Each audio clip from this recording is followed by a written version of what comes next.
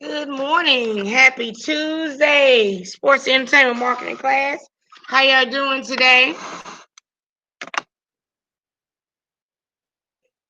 I'm doing good. Good morning. Good morning. Caesar, I got your email. I don't think I can say it's let me look at it. I guess you can just number them going across. Just number them going across, and that'll be the best way of because I don't think that sheet and I didn't think to add it. It didn't allow for, I guess, text entry. I don't know why. You know what? I might can repost it. Let me see if I can repost it. I just thought about that just now. Let me see if I can edit that recording.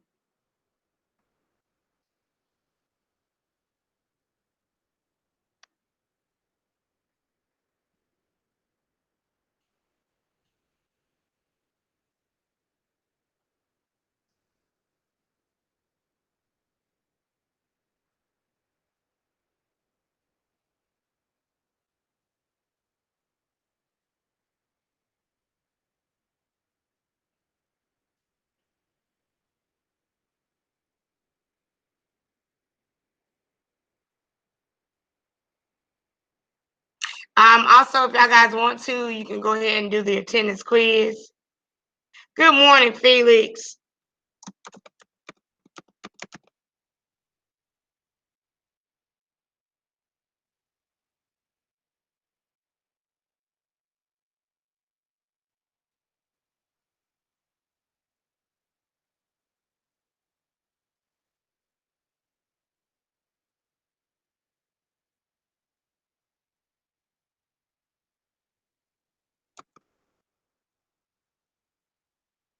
Mhm.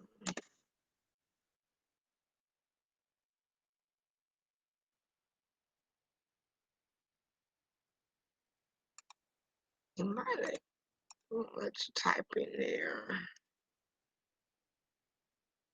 4.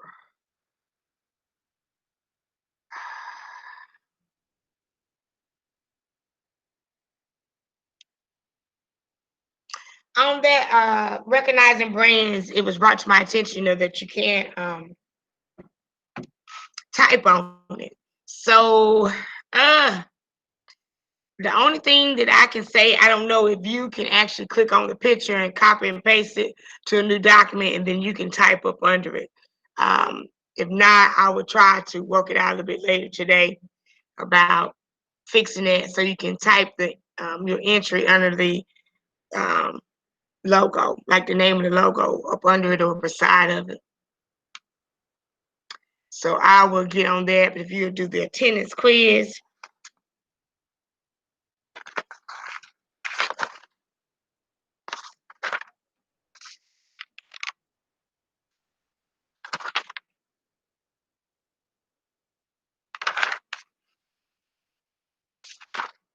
and you guys about the only class yesterday that did the attendance quiz with everybody being here. Everybody who was here did the attendance quiz.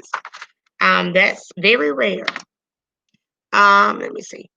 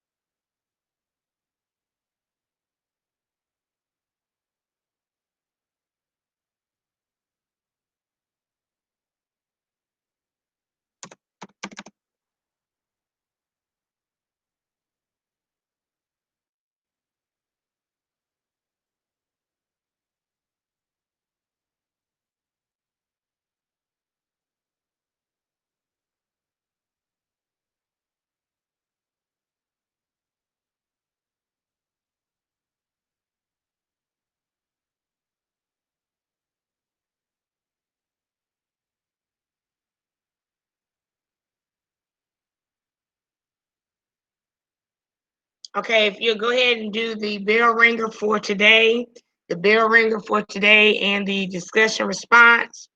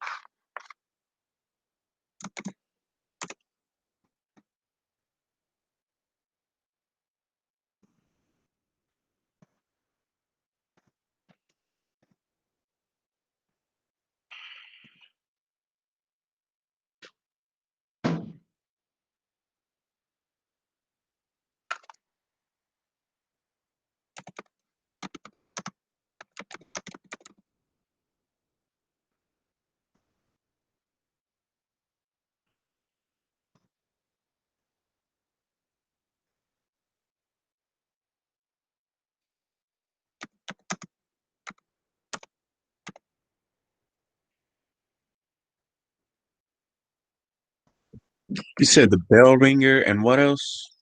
The bell ringer and the discussion response. I think it's right up under the bell ringer. Okay. All right, thank you so much.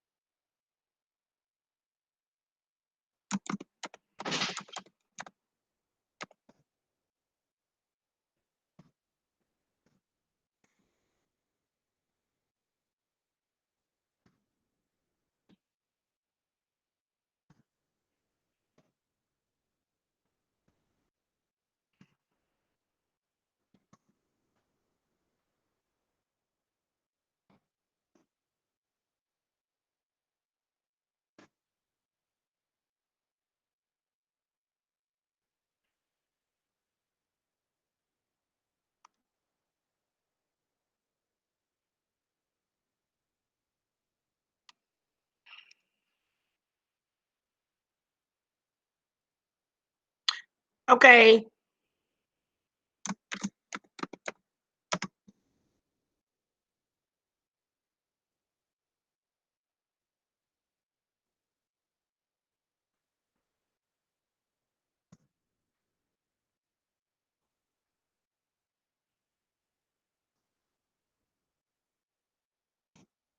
Okay, so right now everybody should have completed, hopefully, the attendance quiz, the bell ringer, and the discussion response. I just wanted to cover a couple things with you today. On yesterday, we went over endorsements and sponsorships. So today I want to show you a couple clips on some things, if I could.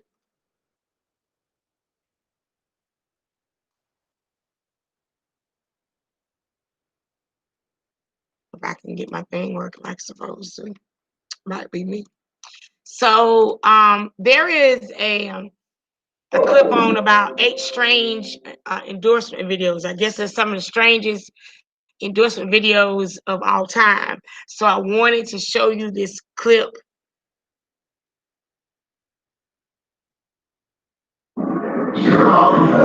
Can y'all see that? No, it's still. Share this tab. Let me see. Okay, when I do that, can y'all see it now? Yeah, we can see it now. Okay, all right. Thank y'all so much. Makes an impression. Make sure your words are as professional as you. Grammarly helps you produce clear, effective writing that drives the results you want. Getting in-depth writing feedback couldn't be easier. Anytime you type or text, you'll receive real-time feedback on those shared documents, project reports, and other important messages. You know that high-stakes email you're nervous about? Find out if your tone sounds just right. Whether you realize it or not, you're writing all the time. Invest in the way you communicate with all the important people in your professional network. Grammarly can also help you express yourself across different websites. You can also customize your writing feedback and get tailored suggestions based on your intent. Professional athletes are known for working with companies and endorsing products.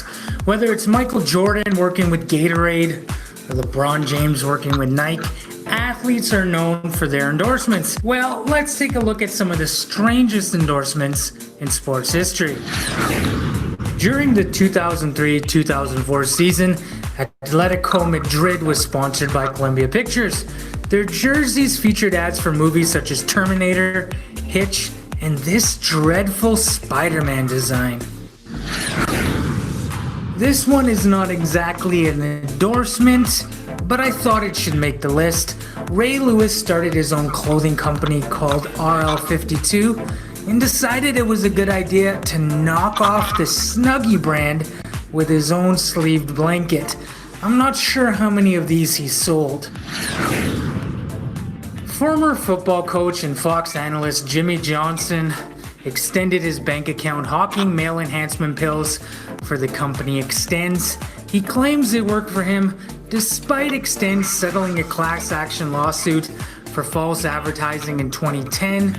I'm not entirely sure whether or not Extends was just interested in his last name. Joe Namath was known for his career as a star quarterback in the NFL and also garnered some fame as an actor as well. Broadway Joe did an ad for Hanes pantyhose in 1974. Needless to say, it was one of those commercials where you wonder how they approached him for the ad.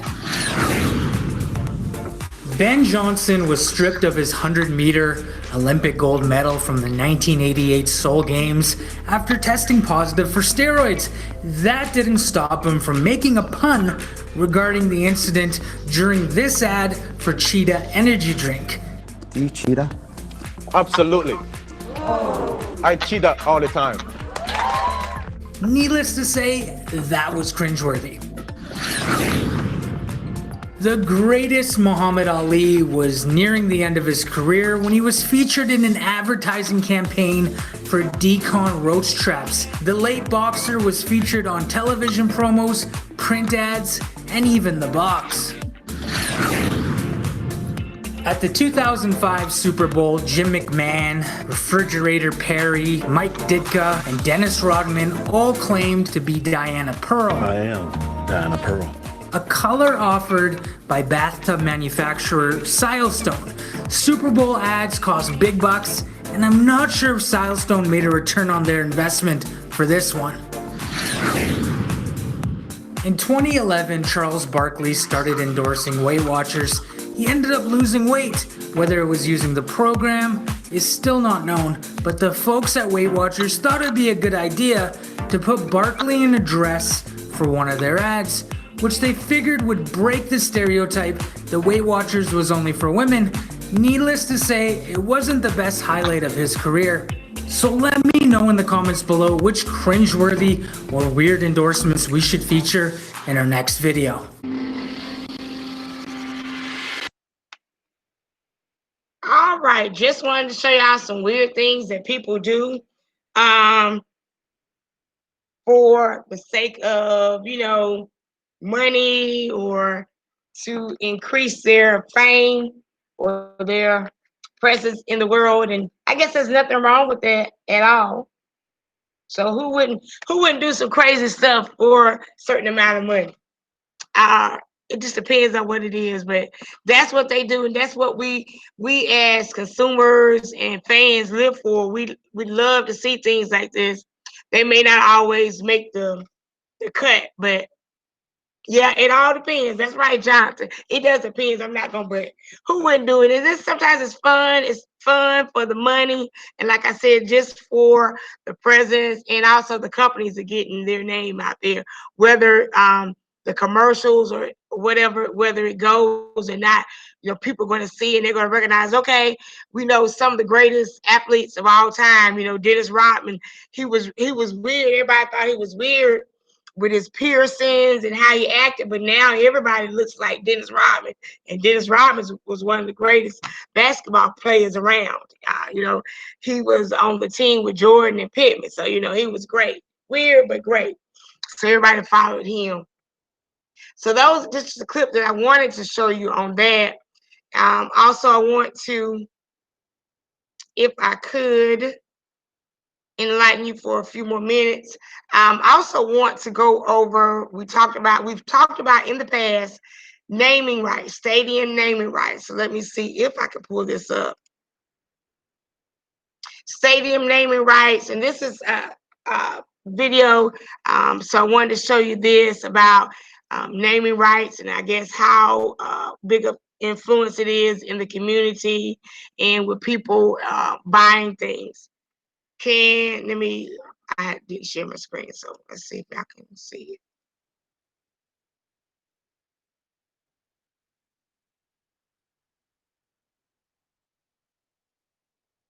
Can y'all see this? Somebody gonna tell me no, right?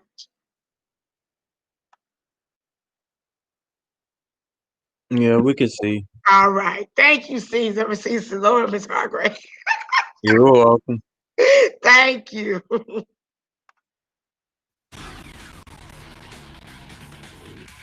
welcome back.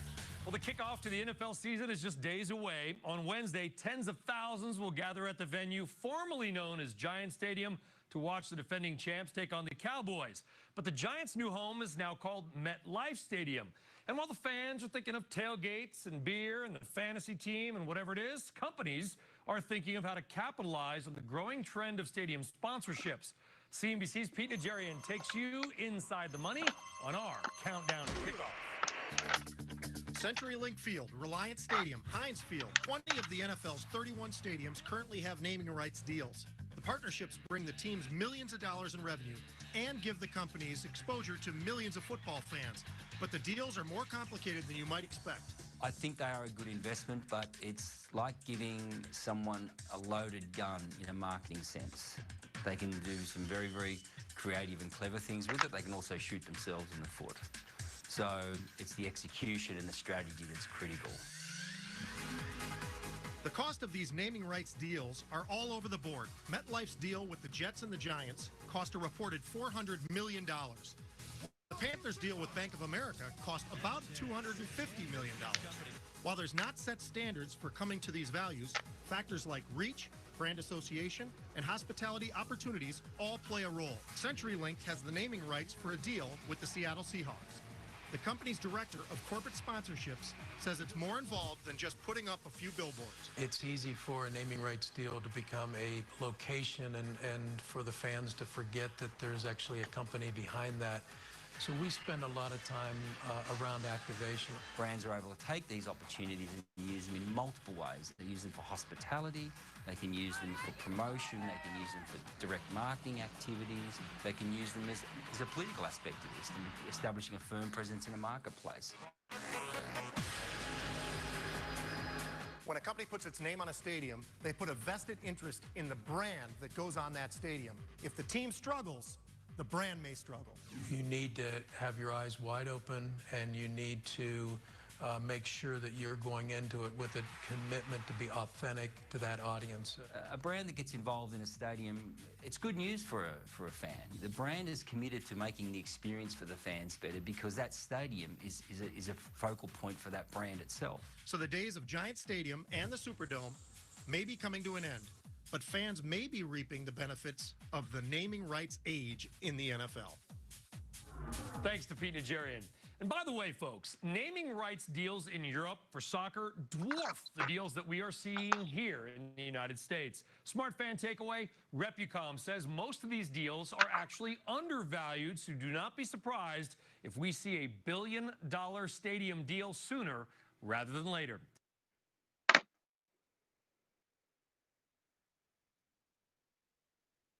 So we can tell that naming rights are a big deal. It costs a lot of money. And I'm going to look into, because that video was made a couple years ago and they were already up to like 400 million. I'm sure some of, and they said they wouldn't be surprised if they hit $1 billion. I don't know if we've hit that yet, and we may have already hit that yet by somebody putting their name on a building. And a lot of times I feel that it's a benefit for both the company putting their name on the building and also for the teams or the community.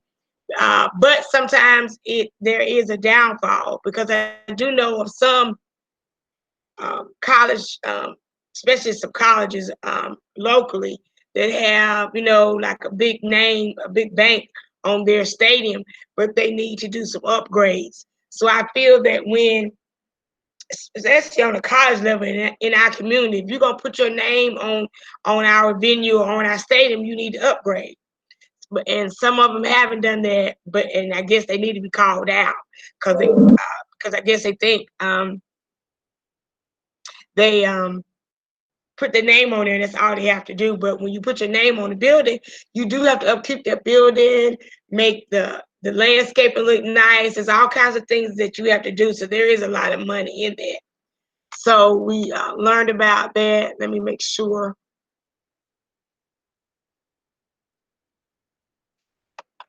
Hold on, y'all. Go back to make sure I'm covering what I want to cover today.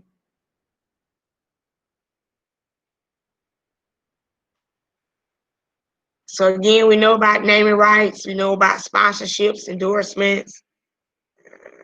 Let's see what this one is. What I would like for y'all guys to do is to go back. There is one that I'm not going to go over today, but I want you to look at it and make notes, because we will discuss it on tomorrow. It's called City to Make Millions. It's right up under The 10-6 module is up under the 10-6-20 label. I want you to go back and look at the City to Make Millions from Naming Rights at New Arena. So go back and look at that video clip. Also take notes because I want us to discuss it tomorrow. And we may look at the video tomorrow. I just don't want to overload you today with too many videos. Also, there is a 106 practice test. I want you guys to take the practice test. And I think I set that up in my thing. No, don't do the practice test yet. I will email you about the practice test because I have to set it up in my account. And I don't think I've set that up yet. So let me recheck of what I want y'all guys to do. The practice test, when I send you an email and also a remind, and I'll probably put in an announcement, I want you to do the vocabulary, not vocabulary. I want you to do the practice test. But I do believe that you can go over the Quizlet and the Kia vocabulary review for today. Make sure you're going over that. Also, make sure that you have done the recognizing brands. I'm going to have to see if I can do something with that sheet and add like some entry lines. So I will notify you of that, and I'll let you know when the practice test is ready. So what I am going to do is I'm going to give you guys time because I know not everybody has completed the guided notes, the 106 guided notes. I'm going to give you time to do that. The 106 guided notes, you should have section A, section B, and I think this is section C and D that you need to do. So make sure that you have done that. So, and on today, again, make sure you've done your attendance quiz, your bell ringer, the discussion response. I also want to make sure that you do go back and look at the City to Make Millions from Naming Rights at New Arena. In just a minute, I will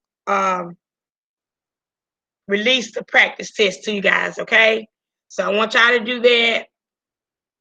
And I am going to, grades will continuously every day be updated. Maybe not when you want it done, but it will get done.